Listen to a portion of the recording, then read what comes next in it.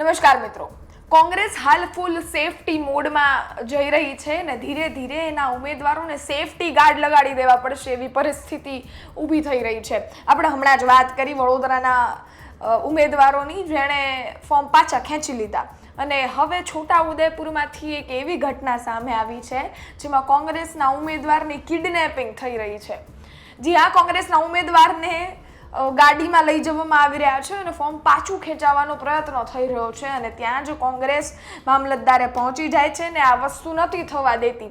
કોંગ્રેસના ઉમેદવારને લઈને ઝપાઝપીનો માહોલ થઈ જાય છે. એક સાઈડ જે ગાડીમાં લઈ આવ્યા હતા એ ખેંચે છે તો બીજી વાર કોંગ્રેસના નેતાઓ ખેંચી રહ્યા છે અને ખેર કોંગ્રેસના નેતા છે એના ઉમેદવારને ગાડીમાં બેસાડીને સુરક્ષિત લઈ પણ જાય છે.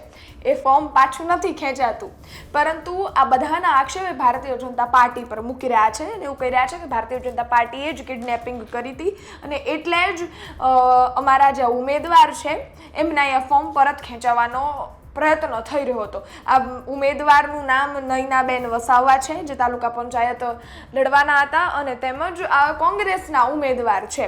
આ બધાને લઈ અને આમ આદમી પાર્ટીના જિલ્લા પ્રમુખ નિરંજન વસાવાનું પણ નિવેદન સામે આવ્યું છે. તમને પણ એક સવાલ થશે કે આમ આદમી પાર્ટીના નિરંજન વસાવાનું નિવેદન કેમ?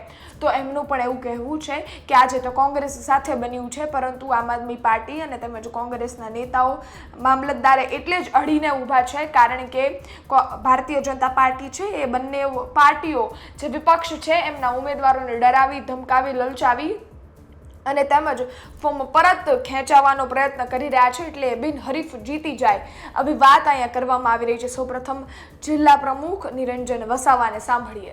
અત્યારે 5 મિનિટ પહેલા જ અહીંયા ગાડી મામલતદાર ઓફિસે મોડું બાંધીને નયનાબેન આશીષભાઈ વસાવા જેઓ ઉમરવા તાલુકા પંચાયત સીટના ઉમેદવાર છે કોંગ્રેસમાંથી, તો તેમને પણ ભારતીય જનતા પાર્ટીના 4-5 આગેવાનો એમને ગાડીમાં લઈને આવ્યા. અહીંયા ગાડી કોંગ્રેસની ટીમ અને આમ આદમી પાર્ટીની ટીમ મામલતદાર કચેરી, પ્રાંત કચેરી હાજર છે, કેમ કે અમારા ઉમેદવારોને ડરાવવા, ધમકાવવામાં આવી રહ્યા છે.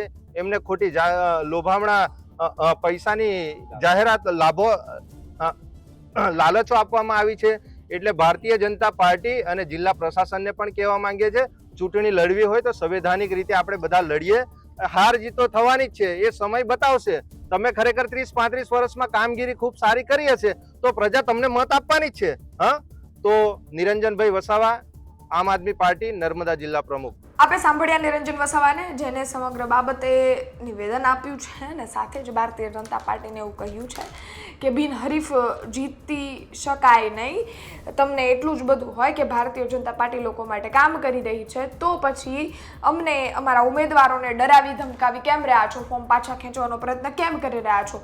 હાલ જે ઘટના સામે આવી એમાં પણ સીધા જ આક્ષેપ ભારતીય જનતા પાર્ટી પર મૂકવામાં આવ્યા છે અને ભારતીય જનતા પાર્ટીએ આ ઉમેદવારની કિડનેપિંગ કરી અને તેમજ ખેર કિડનેપિંગ તો ન કહેવાય પરંતુ લઈ ગયા અને તેમજ ફોર્મ પરત ખેંચવાનો પ્રયત્ન કર્યો છે.